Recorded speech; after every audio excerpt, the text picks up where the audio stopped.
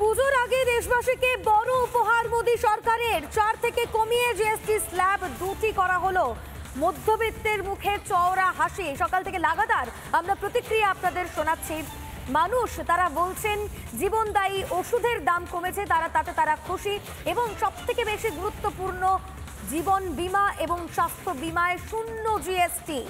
22 September থেকে নতুন নিয়ম কার্যকর হবে। গতকালই নির্মলা সীতারামন সাংবাদিক বৈঠক করে গোটা বিষয়টি জানিয়েছেন। আমাদের প্রতিনিধি আনন্দমোহন ঝা আমাদের সঙ্গে রয়েছেন। সকাল থেকে আমরা সাধারণ মানুষের প্রতিক্রিয়া নিচ্ছি। আনন্দমোহন, তারা সকলেই বলছেন যে পুজোর আগে এই খবরে তারা স্বভাবতই ভীষণ খুশি। তুমি যেখানে রয়েছো সেখানকার মানুষ কি বলছেন, আমজনতা কি বলছে?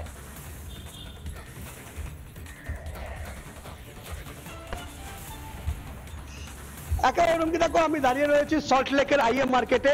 আমি আমার ভিডিও চ্যানেলকে বলবো, দেখুন যে এই যে মার্কেট থেকে মানুষ কিন্তু বাজার করেন এবং করার পরে সল্টলেকের যারা মূলত বাসিন্দারা রয়েছেন তারা আছেন। একটু কথা বলবো দাদা, জিএসটি কমানো হয়েছে, কি বলবেন? হ্যাঁ, জিএসটি কমানো হয়েছে তো খুব ভালোই হয়েছে। আর আমরা যারা রিটায়ার্ড পারসন আমাদের পক্ষে তো খুব ভালোই হলো। তার কারণ হচ্ছে আমরা তো এই মার্কেটে কেনাকাটা করছি, আর সরকারি কর্মচারী রিটায়ার করেছি। পেনশন তো আমরা তো যা মাইনে পেতাম রাজ্য সরকারি কর্মচারী তার থেকে তো আমরা কম পাচ্ছি, দিয়ে তো আর দিদি দিচ্ছেন না। আর সেই দিক থেকে বলি, যা মোদি ভাই যা করেছেন ভালো করেছেন। আমি উনাকে সাবাস জানাই। বা দেখলে এই ধরনের বক্তব্য। আমরা রয়েছি আইএম মার্কেটের মধ্যে, যেখানে প্রত্যেক দিন মানুষ কিন্তু কেনাকাটা করতে আসেন এবং তোমায় দেখাবো যে এখানকার যে ছবিটা। দাদা, দুধকে জিএসটি ফ্রি করা হয়েছে, কি বলবেন? ভালো সবার জন্য। একটু এগিয়ে আসুন না। পাউরুটি, প্রত্যেক দিনকার মানুষের নিত্য প্রয়োজনীয় জিনিস, দাম কমানো হয়েছে, জিএসটি ভালো হয়েছে সবার জন্য।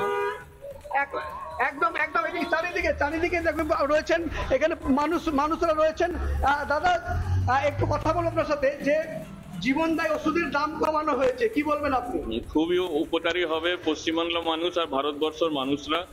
আর এই আপনার যে লাইফ ইন্স্যুরেন্স পলিসি আর মেডিক্লেম, এতেও যে পুরো জিএসটি ছাড় দিয়েছে, এতেও প্রচুর মানুষ উপকৃত হবে। কি বলবেন দাদা, আপনি যে আজকে বাজার করতে এসেছেন, কি বলবেন আপনি? দেখুন, এটা সব থেকে বেশি ইম্প্যাক্ট হবে আমাদের মিডল ক্লাসের জন্য।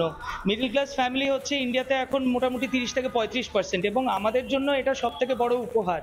কারণ আমাদের প্রত্যেকটা জিনিসের দেখবো আমরা জিএসটি দেখছি কমে গেছে 18% থেকে 5%, 5% থেকে কিছু নীল।